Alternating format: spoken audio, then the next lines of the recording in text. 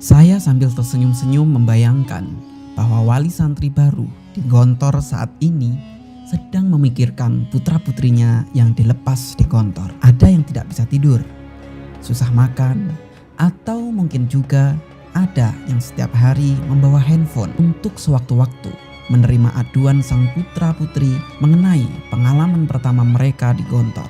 Ada yang handuknya hilang, ada yang sendalnya hilang, ada yang mungkin uangnya hilang, ada yang mengadu mungkin soal airnya yang kurang bersih di Gontor, ada yang mungkin mengadu soal makanannya yang dia sering tidak kebagian di dapur Gontor, ada yang mulai mengeluh soal disiplin yang mengharuskan dia berlari sepanjang hari dari bel ke bel, dari kegiatan satu ke kegiatan yang lainnya. Biasanya ada yang mengeluh belum selesai satu kegiatan sudah ada bel dan panggilan menuju kegiatan yang lain. Semua aduan yang wajar diadukan oleh santri baru di Gontor. Ini bisa membuat orang tua yang baru punya putra putri di Gontor meneteskan air mata.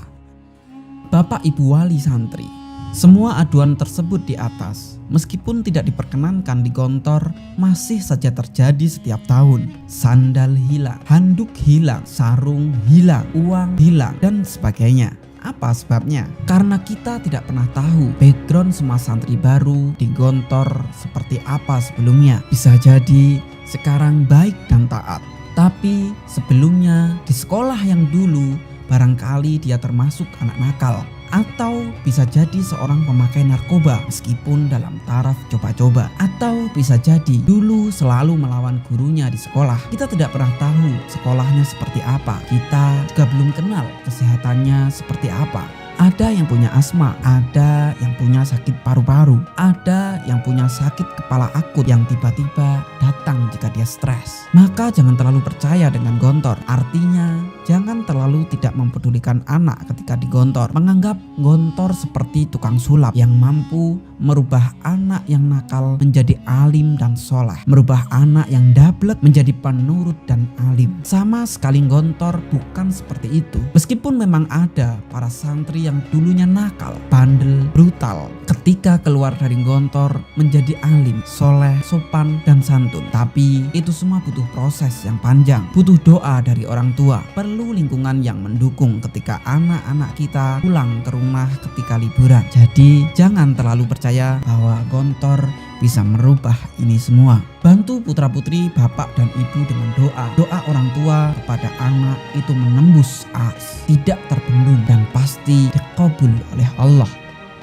Ingatlah bahwa Nabi Ismail itu tidak pernah ditunggui dan dididik oleh ayahnya Nabi Ibrahim. Namun ketika Nabi Ibrahim bercerita bahwa dia diperintahkan oleh Allah untuk menyembelihnya, jawabannya sungguh di luar nalar manusia. Anak umur 9 tahun dengan tenang menjawab, "Laksanakan perintah Allah itu ayah. Insya Allah ayah menemuiku bersama orang-orang yang sabar." Indah sekali bukan jawaban Nabi Ismail? Siapa yang mendidik Nabi Ismail sehingga punya jawaban seperti itu? Tentu saja Allah. Karena keikhlasan Nabi Ibrahim memenuhi perintah Allah untuk hijrah dari Palestina, maka Allah pun mendidik, menjaga, dan mengajari Nabi Ismail dengan indah.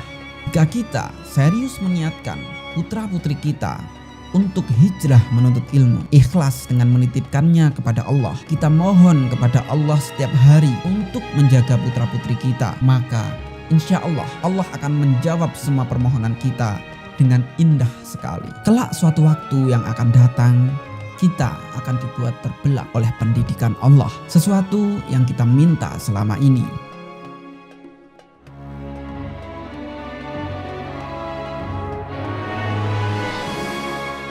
Ada lagi yang lain, orang tua terlalu khawatir anaknya. Karena orang tua terlalu khawatir di Gontor, bisa jadi tidak betah. Ada yang ditelepon putra-putrinya gak bisa tidur karena kedinginan, lalu ditambah-tambahi dengan sering tidak dapat kasur untuk tidur. Ada karena kesalahannya dihukum berdiri, dijemur, berlari keliling rayon, tapi sudah lapor ke orang tuanya, dipukul sampai keluar darah di telinga.